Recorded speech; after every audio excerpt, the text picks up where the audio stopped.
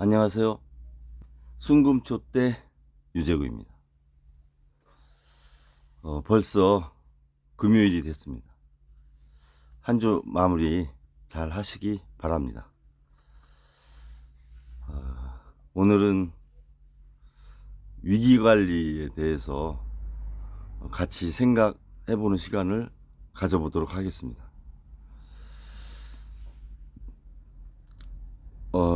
어렵다고 하죠. 그 어려움이 깊어지면 위기로 느껴지는 겁니다. 그래서 국민들 입장에서 보면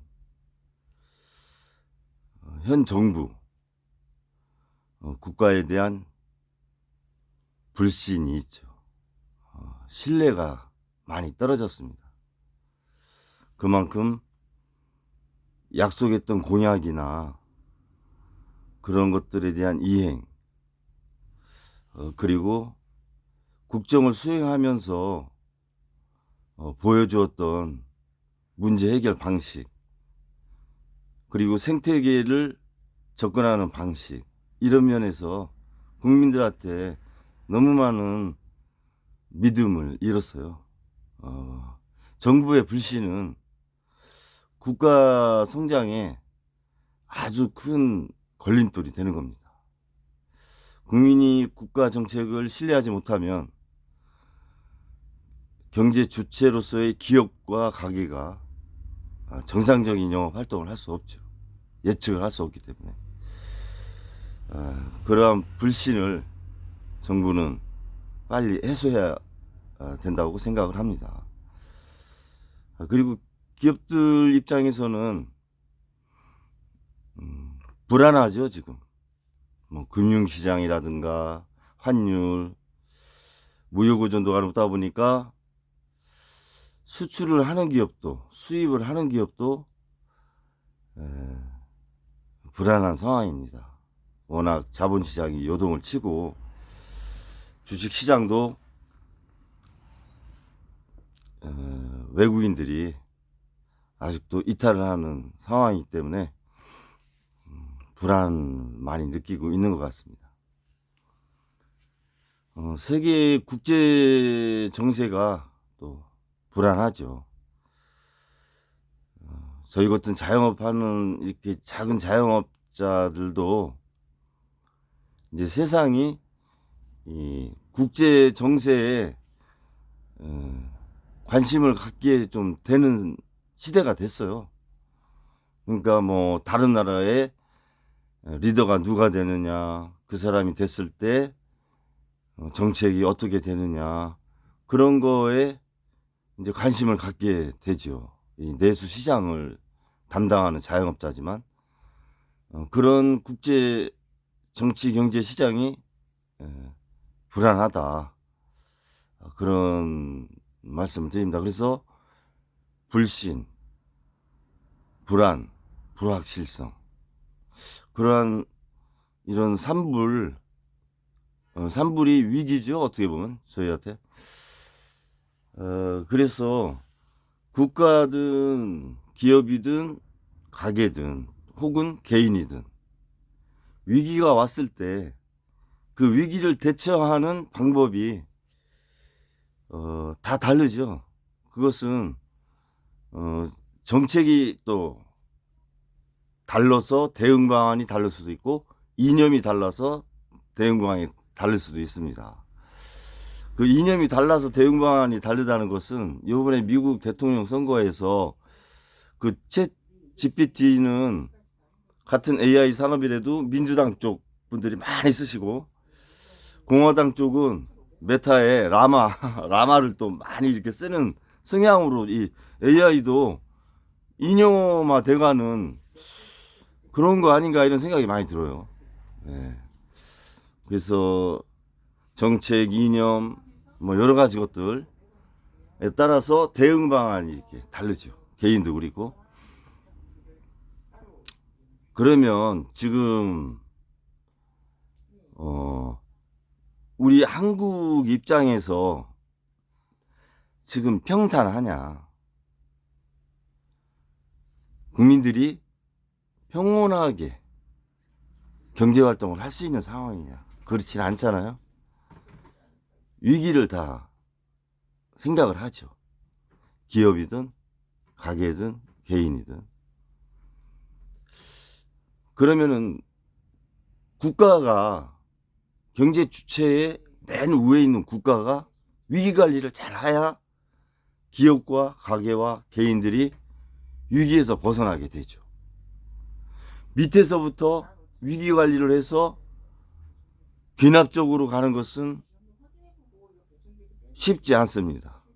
시간도 오래 걸리고 연역적인 방법으로 위에서 밑으로 내려오는 그런 해결이 좀 돼야 되는데, 국가가 위기에 처했을 때 선택할 수 있는 방법이 크게 이제 역사적으로 보면 4가지 정도가 있습니다. 첫 번째는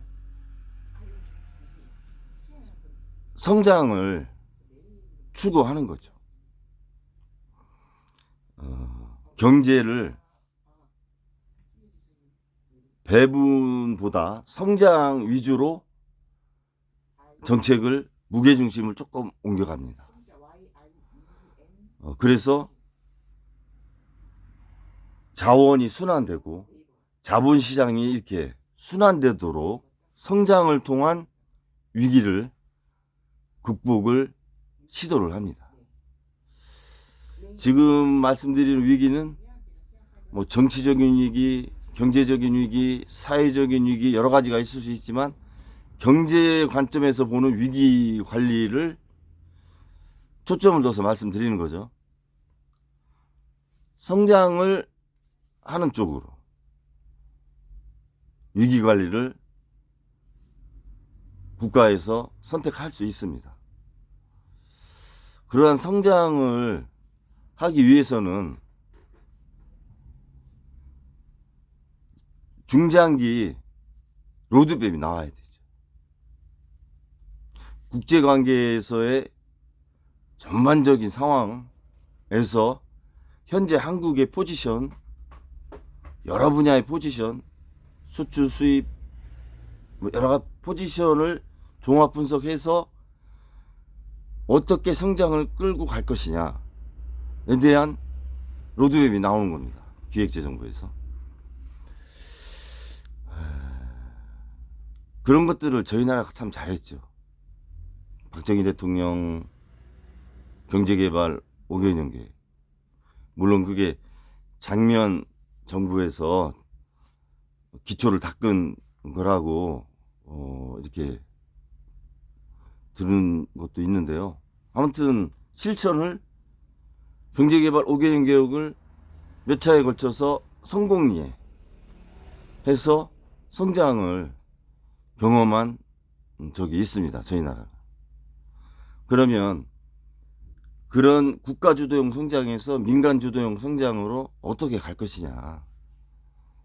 그러한 고민이 좀 필요해 보입니다. 그리고 두 번째 방법은 위기가 있을 때 재정을 국가에서 재정 정책으로 위기를 벗어나는 방법이 있습니다. 그걸 잘하는 나라가 미국이죠. 근데 재정 정책을 통해서 어려움을 극복하는 것은 기축통화국 이외에는 사실 어렵습니다. 왜냐하면 그동안 너무 많은 통화를 발행해놔서 미국 자체도 최대 부채국이고 모든 세계 국가가 부채에 시달리고 있기 때문에 재정으로 현재 경제 위기를 극복한다는 것은 상당히 어렵습니다. 부채 자체가 성장을 견인하는 지렛대 역할을 하지만 그 선순환할 수 있는 지렛대로서의 부채를 이미 넘어선 상황이라 부채가 늘어나면 이제 지렛대가 부러지는 상황이 되기 때문에 재정을 통한 위기를 극복하는 것은 저희 나라로서는 이 저성장 시대에 기대하기 쉽지 않다. 이렇게 봐집니다. 그리고 현 정부가 긴축재정으로 감세 정책을 하기 때문에 세수가 이렇게 부족이 나지 않습니까? 저성장 시대에 기업 활동을 잘 하라고 감세 정책을 해서 기업들이 활성화돼서 법인세가 많이 들어와야 되는데, 소득세하고 법인세나 소득세를 낼 수 없을 만큼의 저성장 기조에서 감세 정책을 하다 보니 세수가 예상만큼 안 거치는 거죠. 그러니까 국가가 할 수 있는 일이 없어지거나 했던 것도 줄이는 불용. 특히 교육청. 그 학교 관련된 것들까지 쓰지 말라고 지자체에. 그렇게 작년에 이어서 올해까지 불용 처리를 지금 지자체에 하라고 하는 거 아닙니까? 그러니까 재정의 역할은 기대하기 난망하다. 현재 정부의 정책으로 봐서는. 그 부분이 참 안타까운 부분입니다. 지금 삼성도 어제 말씀드렸지만 광주 냉장고 모델 2개가 멕시코로 가는 바람에 100여 개가 넘는 중소기업 협력업체가 위기에 몰려있는 상황이고, 그러다 보니까 광주 지방 경제 자체도 조금 문제가 발생하고, 그러면 시민들이 불안해지고 심리적으로 위축이 돼요. 그럼 소비를 더 안 합니다. 이게 악순환이 계속 되는 거예요. 그래서 재정정책은 현재로서는 기대하기 어렵다. 부족한 돈이 없는 정부가 무엇을 할 수 있겠어요. 그런데 예비비를 내년에 6천억을 올려놓는다.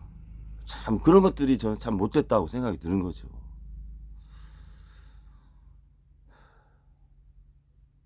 왜 자꾸 좀 안 좋은 소리만 하게 돼서 좀 그런 얘기까지 나오고. 그 다음으로 이제 정부에서 할 수 있는 게 경제 지표를 활용을 하는 겁니다. 금리, 환율, 물가, 실업률, 그런 지표를 정부가 조정을 해나가면서 위기를 극복을 해나갈 수가 있어요. 오늘 새벽 4시에 미국 FOMC에서 0.25% 줄였죠, 금리? 그러면 이제 1.75% 차이 나나요? 금리 폭이 좁아지면 그만큼 우리 원화 경쟁력이 높아지는 건데, 금리 차가 좁아진다는 건. 근데 아직도 미국 금리가 더 높으니까 우리가 환율 입장에서 약할 수밖에 없죠. 그래서 1,400원을 뚫고 올라가는 겁니다, 지금. 거기다가 미국 국채 10년물 국채금리가 4.4% 넘으니까 금리 자체가 올라가고 환율도 원화도 그렇게 약세를 보이는 그런 상황이에요. 그래서 한국은행 입장에서 현재의 경제 상황으로 보면 어렵잖아요. 그럼 시중에 돈이 좀 돌게 하고 기업이나 가게 조금 부담 줄여주려면 금리를 낮춰주면 이자도 좀 내는 것도 줄고 돈 빌리는 것도 싸게 빌리기 때문에 유동성이 조금 돌 수 있는데, 금리를 낮추면 미국과의 금리 차가 더 벌어지죠. 그러면 원화 가치가 떨어지죠, 저희 나라가. 그럼 환율은 또 올라가는 이 딜레마가 있어가지고 금리하고 환율 사이에서 지금 한국은행이 참 고민이 많을 거예요. 이번 달 18일인가 아마 저희 금융위원회 열리는 걸로 알고 있는데, 금융통화위원회 금리를 내릴 수 있을지 좀 걱정이 되네요. 내리자니 환율이 문제, 그냥 머물게 하자니 너무 침체돼 있고 경기가 그럼 번호가 나오거든요. 밑에 1번, 2번. 뭐 전문가분들이 네, 알겠습니다. 한 6, 7분 모여서 각자 의견 내서 통합을 해서 발표를 하시니까 좋은 결과가 나오길 기대합니다. 참 어려운 상황입니다. 우리나라가 환율하고 금리 이 두 가지가 내수 시장을 결정하고, 금리는 내수 시장을 결정하고 환율은 무역 상황을 결정을 하죠. 근데 금리와 환율을 자주적으로 저희가 못하죠. 그 환율과 금리 부분에서 종속된 국가예요. 달러에. 미국에 종속되어 있는 국가이기 때문에 독자적인 운영 자체가 어려운 겁니다. 그래서 중국이 그렇게 달러에서 벗어나려고 하는 거예요. 그 다음에 할 수 있는 게 조금 뭐 호황된 얘기겠지만, 세계사를 통해서 보면 위기가 왔을 때 강대국들이 위기를 벗어나는 방법을 택한 게 전쟁이에요. 정말 국가가 너무 힘들다. 그럼 강대국은 전쟁을 해서 그 위기를 벗어난 경험이 많습니다. 지금까지 세계 대공황, 금융위기 이런 전체적인 관점에서 볼 때 세계 위기가 위기급, 공황급이 왔을 때가 한 13, 14번 되는데 그 중에서 10번인가 11번을 이 세계는 전쟁으로 극복을 했어요. 역사적으로 보면. 근데 지금은 강대국들이 본인들이 직접 전쟁을 하질 않아요. 전쟁도 외주죠. 아웃소싱을 한다니까. 황당하지 않아요?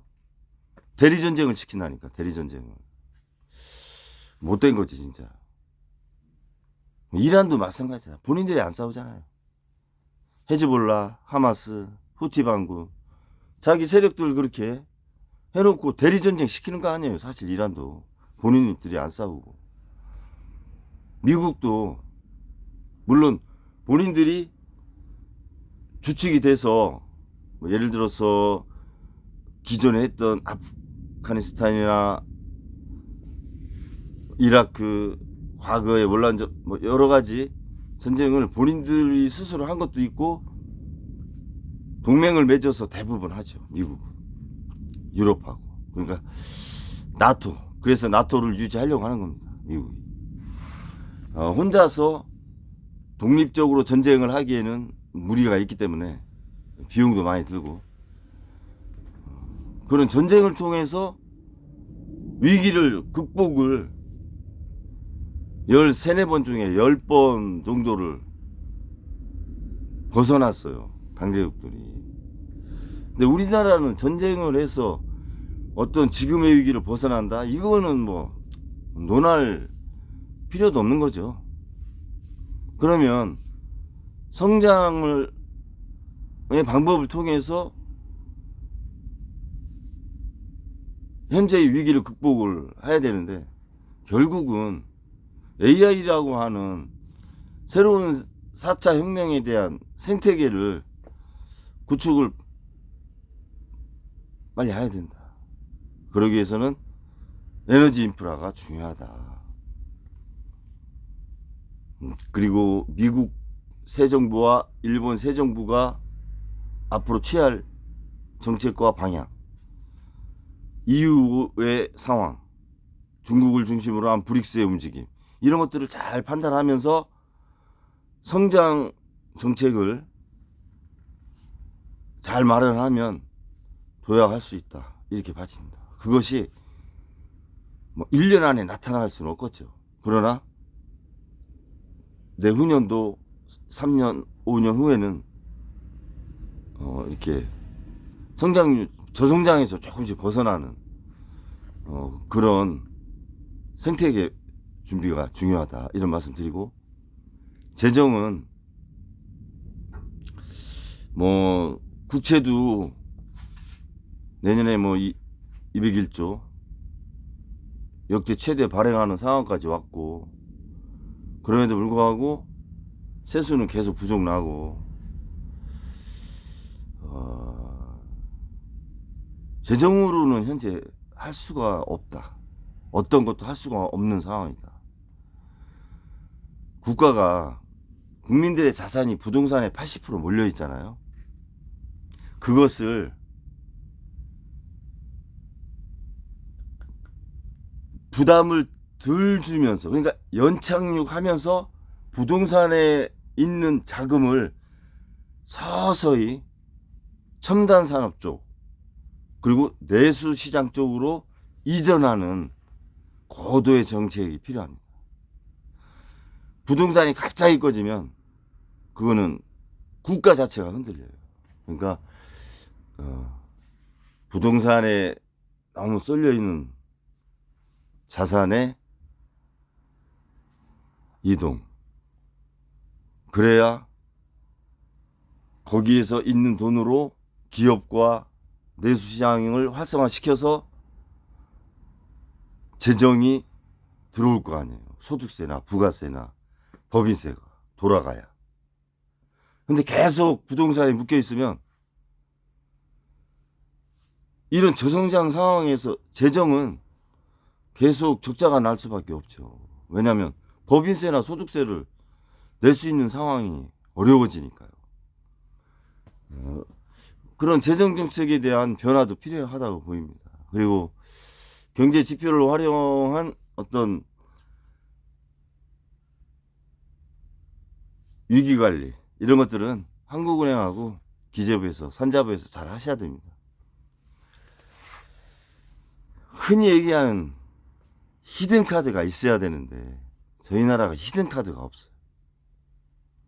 중국이 뭐 박사를 딴 사람 7만 명이 배달원을 한다고 하더라고요. 그리고 6억 명, 뭐 어떤 자료는 또 9억 명이 월 20만 원씩 받고 생활한다. 1억 채의 빈집이 있다. 지방정부 12곳은 뭐 적자에 은행도 파산해,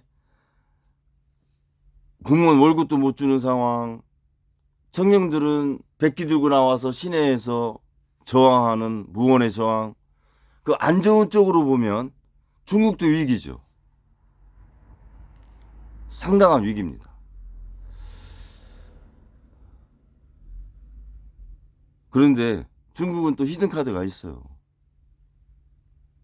첫 번째 말씀드렸지만 중국은 국가부채가 세계에서 그나마 낮은 나라예요. 30% 정도 되니까. 그래서 이번에 10조 위안, 2,000조를 경기부양에 쓴다고 하는 것도 그렇게 할 수 있는 거예요.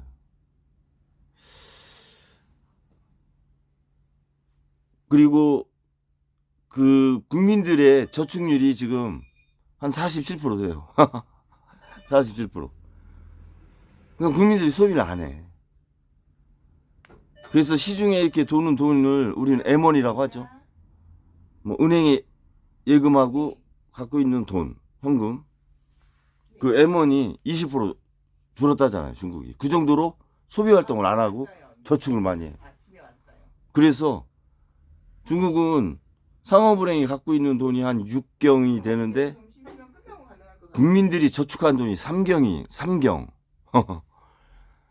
그러니까 금리가 낮거든요. 이번에도 금리를 낮추는 정책을 했거든요. 근데 그래도 저축을 한다는 거죠. 왜? 미래가 불확실하니까. 국민들이 쓰려고 하는 돈이, 저축한 돈이 3경. 그러니까 소위 실탄이 있는 거죠. 부동산에도 많이 묶여 있지만 그 중국 가구당 주택 소유율이 1.5채라고 하더라고요. 1.5채. 한 가구당 한 채하고 반 채가 더 있는 거죠. 1.5채. 그러니까 얼마나 많이 저된 거예요. 그런데도 1억 채가 남으니 부동산이 참 거품이 많았던 거죠. 그리고 중국은 금을 또 많이 사놨잖아요. 4조 달러치. 그것도 실탄 아니에요.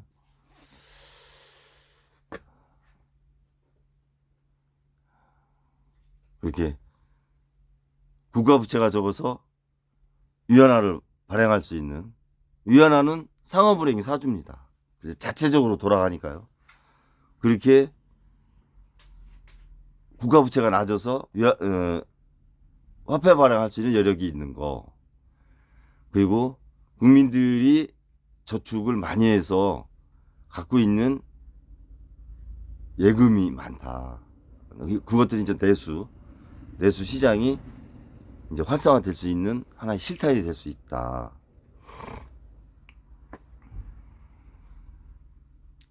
그리고 금도 많이 갖고 있는 거, 그런 것들이 중국의 하나의 마지막 히든 카드. 그 다음에 하나는 중국이 구산업, 그러니까 철강, 석유화학, 뭐 조선 이런 쪽, 그러니까 구산업 분야는 침체가 좀 됐죠. 근데 AI 산업, 신산업 쪽으로는 투자를 많이 했고 그 투자의 결실이 서서히 나타나고 있어요. 그래서 중국은 부동산과 구산업에 물려있는 돈을 이 신산업, 첨단 산업과 AI 산업으로 많이 이전을 했습니다. 그래서 어느 정도 자립은 아니지만 자체적으로 경쟁력을 갖춰놓은 상태고 그렇게 가고 있어요. 그러니까 그것도 굉장한 강점이죠. 그런 차원에서 보면 우리나라는 화폐 이동에, 자본 이동에 조금 흐름에 좀 문제가 있다. 또 이렇게 또 생각이 듭니다. 중국이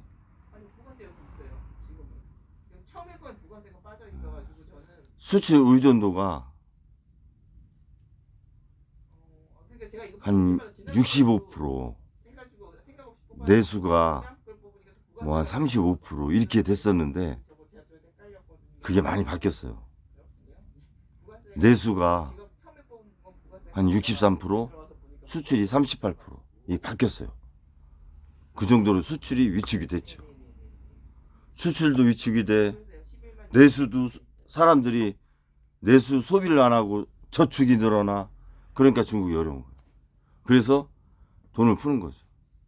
풀어서 첨단 산업과 기존의 중앙정부 살려서, 지방정부 살려서 아파트 다 사들이고 미분양된 거 임대주택화 시키고 돈이 돌게 하는 그런 지금 정책을 하는데, 먼저 증시를 올리려고 하는 거죠. 증권 시장이 올라야 심리적으로 경기가 살아나는구나 이렇게 많이 받아들이거든요. 그래서 주식 시장부터 먼저 손을 대는 겁니다. 우리나라도 주식 시장이 먼저 조금 움직여야 되는데 아직도 거래대금이 너무 적어요. 우리나라 지금 주식 시장의 발목을 잡는 게 첫 번째가 그 미 대선에 대한 불확실성이 첫 번째요. 두 번째 금투세. 세 번째가 거래대금이 너무 없다. 이 거래대금이 없다는 건 뭐예요? 외국인들이 다 나갔다는 거지. 외국인들이 파는 돈이 남아있지 않고 다시 살라고 남아있지 않고 나갔다는 거거든요. 세 가지인데 두 가지는 해결이 됐잖아요. 금투세 폐지로 민주당도 가닥을 잡았고, 문제는 주식회사에 주주가 있으면 이사회가 있잖아요. 근데 이사회가 회사하고는 연결이 되고 주주도 회사하고 연결이 되는데 주주가 이사회를 견제를 못해요. 일반 소액주주가 상법상. 그래서 민주당에서 주주가 이사회가 잘못된 결정을 하거나 불공정하게 결정을 내릴 때 제재할 수 있는 거를 상법 개정에 넣자는 게 이번에 민주당 아니고 제시를 했는데 이 국민의힘에서는 좀 반대하는 그 부분이 해결이 돼야 될 겁니다. 그래서 금투세가 해결될 거고 미국 대선 해결됐죠. 이제 거래대금 돈이 들어와야 되는데 이거는 참 기초 펀더멘털이 좀 돼 있지 않으면 돈이 외국인들이 안 들어오죠. 더군다나 환율이 이렇게 높은 상태에서는 들어와가지고 환율이 올라간다고 생각하면 나갈 때 높은 환율로 바꿔나가야 되기 때문에 환차손 때문에 들어오진 않아요. 예. 그래서 주식시장이 참 어려워요. 일단 기초 펀더멘탈 그건 뭐냐, 기업이 체력이 튼튼해지는 거거든요. 내실화를 기해야 돼요. 그러지 않고는 외국인들이 들어오지 않습니다. 그리고 성장이 엿보이는 국가, 성장이 기대되는 국가, 그런 정책을 하는 국가, 그런 정책을 내놓는 국가면 들어옵니다. 그러니까 성장성이 있는 나라로서의 외국에 비춰져야 된다는 거죠. 부동산에 인질이 된 국가에서 성장을 주도하는 국가로 이 이미지가 바뀌어야 돼요. 캐릭터가. 국가 캐릭터가, 국가 브랜드가 이 부동산에 얽매여 있는 국가이면 투자 안 합니다. 성장이 기대되는 국가로서의 브랜드로 국가 브랜드 그런 컬러가 바뀌어야 된다 이런 말씀을 드리고요. 아무튼 한 주 마무리 잘 하시고 화이팅 하세요. 감사합니다.